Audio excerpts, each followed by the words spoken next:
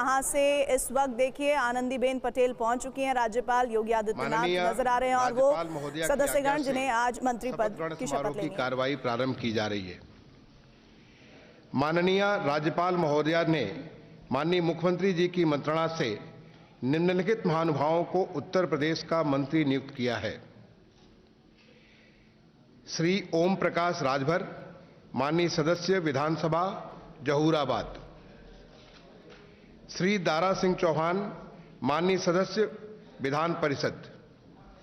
श्री अनिल कुमार, माननीय सदस्य विधानसभा पुरकाजी। श्री सुनील कुमार शर्मा, माननीय सदस्य विधानसभा साहिबाबाद। अब मैं एक एक महानुभावों से निवेदन करूंगा, वो सामने आएंगे और आकर के शपथ लेंगे, माननीय राज्यपाल महोदय से शपथ लेंगे। माननीय श्री ओम प्रकाश राजभर जी।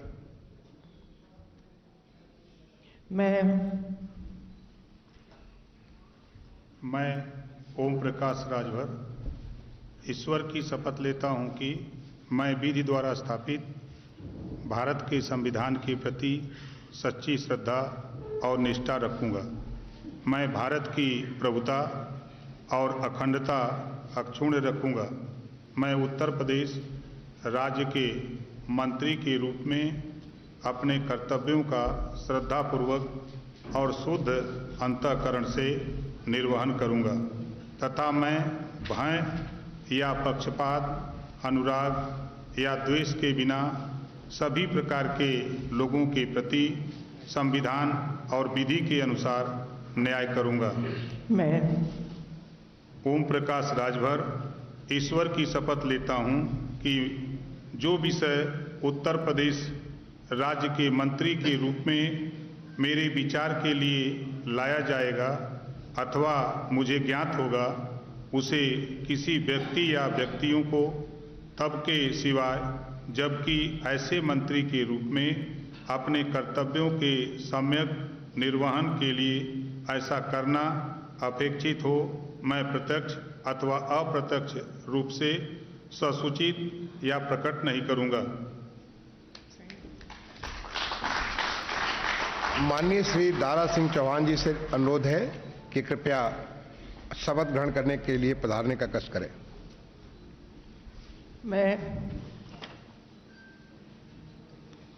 मैं दारा सिंह चौहान ईश्वर की शपथ लेता हूँ कि मैं विधि द्वारा स्थापित भारत के संविधान के प्रति सच्ची श्रद्धा और निष्ठा रखूँगा। मैं भारत की प्रभुता और अखंडता अक्षुण्ण रखूँगा। मैं उत्तर प्रदेश राज्य के मंत्री के रूप में अपने कर्तव्यों का श्रद्धापूर्वक और शुद्ध अंतःकरण से निर्वहन करूँगा तथा मैं भय या पक्षपात, अनुराग या द्वेष के बिना सभी प्रकार के लोगों के प्रति संविधान और विधि के अनुसार न्याय करूँगा। मैं दारा सिंह चौहान ईश्वर की शपथ लेता हूँ कि जो विषय उत्तर प्रदेश राज्य के मंत्री के रूप में मेरे विचार के लिए लाया जाएगा अथवा मुझे ज्ञात होगा, उसे किसी व्यक्ति या व्यक्तियों को तब के सिवाय जबकि ऐसे मंत्री के रूप में अपने कर्तव्यों के सम्यक निर्वहन के लिए ऐसा करना अपेक्षित हो, मैं प्रत्यक्ष अथवा अप्रत्यक्ष रूप से संसूचित अथवा या प्रकट नहीं करूँगा।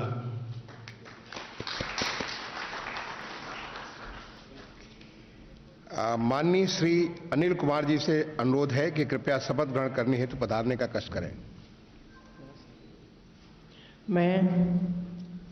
मैं अनिल कुमार ईश्वर की शपथ लेता हूं कि मैं विधि द्वारा स्थापित भारत के संविधान के प्रति सच्ची श्रद्धा और निष्ठा रखूंगा। मैं भारत की प्रभुता और अखंडता अक्षुण्ण रखूंगा। मैं उत्तर प्रदेश राज्य के मंत्री के रूप में अपने कर्तव्य का श्रद्धापूर्वक शुद्ध अंतःकरण से निर्वहन करूंगा तथा मैं भय या पक्षपात, अनुराग, द्वेष के बिना सभी प्रकार के लोगों के प्रति संविधान और विधि के अनुसार न्याय करूंगा। मैं अनिल कुमार ईश्वर की शपथ लेता हूं, जो विषय उत्तर प्रदेश राज्य के मंत्री के रूप में मेरे विचार के लिए लाया जाएगा अथवा मुझे ज्ञात होगा, उसे किसी व्यक्तियों को तब के सिवाय जबकि ऐसे मंत्री के रूप में अपने कर्तव्यों को समय निर्वहन के लिए ऐसा करना अपेक्षित होगा। मैं प्रत्यक्ष अथवा अप्रत्यक्ष रूप से संसूचित या प्रकट नहीं करूंगा। माननीय श्री सुनील कुमार शर्मा जी से अनुरोध है कि कृपया शपथ ग्रहण हेतु पधारने का कष्ट करें।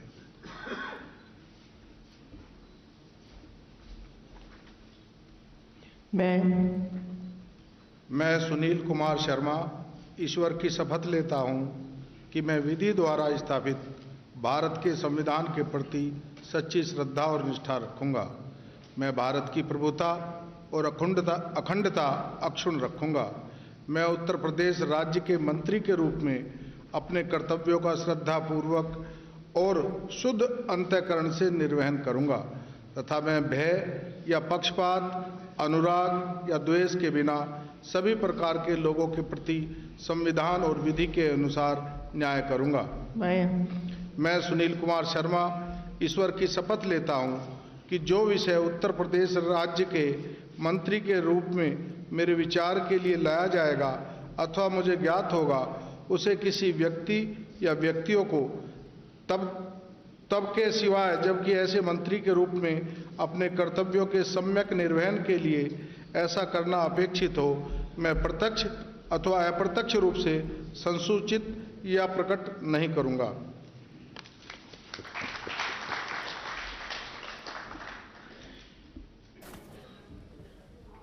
तो उत्तर प्रदेश के राजभवन में आप देख रहे थे मंत्रियों का शपथ ग्रहण समारोह चल रहा था। 4 मंत्री शपथ लिए हैं आज, और जिसमें 2 बीजेपी के कोटे से जबकि 2 उनके सहयोगी दलों से मंत्री बने हैं। मंत्री सुनील शर्मा को इस वक्त आप देख रहे हैं, और अब राजभवन में ये समारोह खत्म होता हुआ, और हमारे संवाददाता पंकज झा भी लगातार हमारे साथ बने हुए हैं। पंकज, बहुत लंबे अरसे से इंतजार हो रहा था, लगभग 2 साल बाद ये मौका आया और पहला विस्तार इसको बताया जा रहा है। और लोकसभा चुनाव की अगर बात करें तो बीजेपी अपनी जीत को लेकर सुनिश्चित तो है, लेकिन इस जीत को और भी श्योर कर लेना चाहती है। इसीलिए सहयोगियों को भी जगह मिली और जातिगत समीकरण को भी साधने की पूरी तरह से कोशिश की गई है। देखिए, एक जो इलाका जहां से ओम प्रकाश राजभर और दारा सिंह चौहान बहुत पुराने नेता हैं, समाजवादी पार्टी और बीएसपी से राज्यसभा के सांसद रहे, और आपको बताऊं कि योगी सरकार के पहली वाली जो योगी सरकार थी उसमें वो कैबिनेट मंत्री थे, वन मंत्री थे। अब अगर देखिए तो आजमगढ़ की सीट, गाजीपुर, इसके अलावा आपको बताऊं मऊ, ये सारी लोकसभा की सीटें 2019 के लोकसभा चुनाव में बीजेपी हार गई थी। यही नहीं, 2022 के विधानसभा चुनाव में भी इस इलाके में बीजेपी का प्रदर्शन उतना अच्छा नहीं था जितनी उम्मीद की जा रही थी। तो ये जो सामाजिक समीकरण है कि चौहान, राजभर, जैसे पश्चिम में आप देखते हैं सैनी, शाक्य, अति पिछड़े जो हैं, जाट, गुजर, उसी तरीके से पूर्वांचल का कॉम्बिनेशन है। इसीलिए दारा सिंह चौहान और ओम प्रकाश राजभर दोनों को शामिल किया गया। अब देखिए, दारा सिंह चौहान का महत्व देखिए कि उपचुनाव हार गए, भारतीय जनता पार्टी ने उन्हें एमएलसी बनाया और फिर अब मंत्री भी बना दिया है, तो ये महत्व दिखाता है। ओम प्रकाश राजभर समाजवादी पार्टी चले गए, तब भी उनके 6 विधायक चुने गए थे। वो इतना कुछ कहते रहे, लेकिन बीजेपी में एंट्री हुई तो सहयोगी दलों को सम्मान और सामाजिक समीकरण, ये बीजेपी का फोकस है। वो जानते हैं कि जब तक जातीय समीकरण नहीं साधा जाएगा तब तक जीत नहीं हो सकती है, और बीजेपी उसी प्रयोग को आगे और बढ़ा रही है। इस मंत्रिमंडल विस्तार को देखें तो हमारे साथ ब्रजेश शुक्ला जी भी मौजूद हैं, वरिष्ठ पत्रकार है, शंभुनाथ शुक्ला जी भी मौजूद है। ब्रजेश शुक्ला जी, सुनील शर्मा बड़े मार्जिन से चुनाव जीता था उन्होंने, और उन्हें अब शामिल किया गया है मंत्री के तौर पर कैबिनेट में। किस तरह से वो आसपास की सीटों को प्रभावित करते हैं, उनका इस वक्त शामिल किया जाना ये किस राजनीतिक रणनीति की तरफ इशारा करता है? देखिए, पश्चिम उत्तर प्रदेश में क्या, पूरे प्रदेश में हमारे ख्याल से वो सबसे ज्यादा वोटों से जीते थे, और साहिबाबाद से चुनाव लड़े थे और जीते थे, और इसका असर वहां पर होगा। वास्तव में ब्राह्मण भी साधना है वहां पर, जैन आ गए हैं, जाट मतदाता अब उसके सामने कोई हिचक नहीं बाकी बची है, क्योंकि पहले ही मोदी के साथ था, लेकिन अब जो है जैन के आने के बाद मुझे जो लगता है जो सामाजिक समीकरण जो दिख रहे हैं वो पूरी तरह उनके साथ जाएंगे, और पिछड़ा भी बीजेपी के साथ है। ये सारे समीकरण बिछाए गए हैं, और उसको उसी हिसाब से चेहरे कुछ है, लेकिन उसकी जो मारक क्षमता वो बहुत दूर तक है। चाहे शर्मा जी हो या दारा सिंह चौहान हो या ओपी राजभर हो या अनिल कुमार हो, इनका अपना वो अनिल कुमार को अब ये पहले राजपाल बालियान का नाम आ रहा था क्योंकि जंग के बहुत नजदीक है, लेकिन उनकी मजबूरी थी कि एक सीट थी, उसमें यह संदेश देना था। कारण क्या है कि पश्चिम उत्तर प्रदेश में दलित भी काफी बड़ी संख्या में है और उस पर मायावती का गहरा प्रभाव रहा है। अब ये कोशिश होती है, राजनीतिक दल ये कोशिश करते हैं। बिल्कुल ब्रजेश जी, और तस्वीरें हम देख रहे हैं वहां भारत माता की जय और जय श्री राम के नारे इस वक्त लगते हुए हमें नजर आ रहे हैं। शंभुनाथ शुक्ला जी, देखिए लगातार हम जिक्र कर रहे हैं जातिगत समीकरणों का। यूपी की सियासत को अगर देखा जाए तो जाति है कि जाति नहीं, ये कहा जाए तो गलत नहीं होगा, जबकि खुद प्रधानमंत्री नरेंद्र मोदी ये कहते हैं कि हमारे लिए, हमारी नजर में 4 ही जातियां हैं, युवा, महिलाएं, किसान और गरीब। लेकिन जब भी या तो टिकट बंटवारा हो या फिर मंत्रिमंडल गठन हो या विस्तार हो, जातिगत समीकरणों को ध्यान में रखना बहुत अहम हो जाता है। कैसे आप देखते हैं इसे?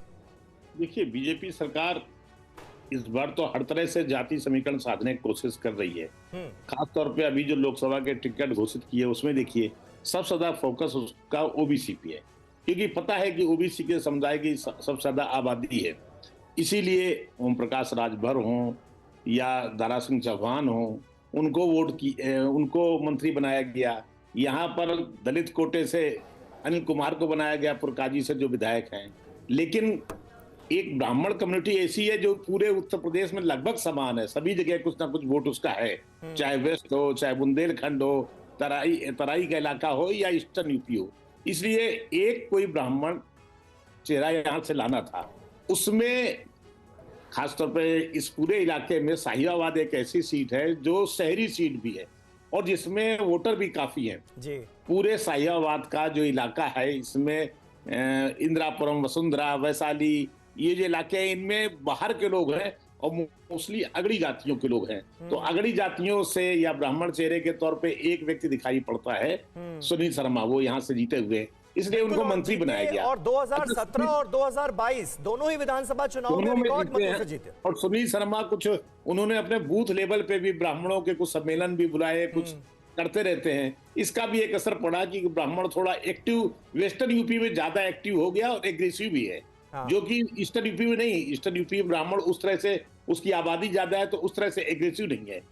वेस्टर्न यूपी में ज्यादा एग्रेसिव है और इस सब को यहाँ बीजेपी कहीं ना कहीं जैसे परशुराम सम्मेलन है, कुछ ना कुछ करती रहती। सर, ये जो डिटेल आप लगातार कर रहे हैं ये बहुत महत्वपूर्ण है। उत्तर प्रदेश की राजनीति में बहुत बड़ा सूबा है, 80 सीटें लोकसभा की आती हैं और ये कहा जा रहा है कि योगी सरकार का 2.0 ये जो मंत्रिमंडल में फेरबदल हुआ है, इसका बहुत जल्द असर भी 2024 के चुनावों में, लोकसभा चुनाव में देखने को मिलेगा।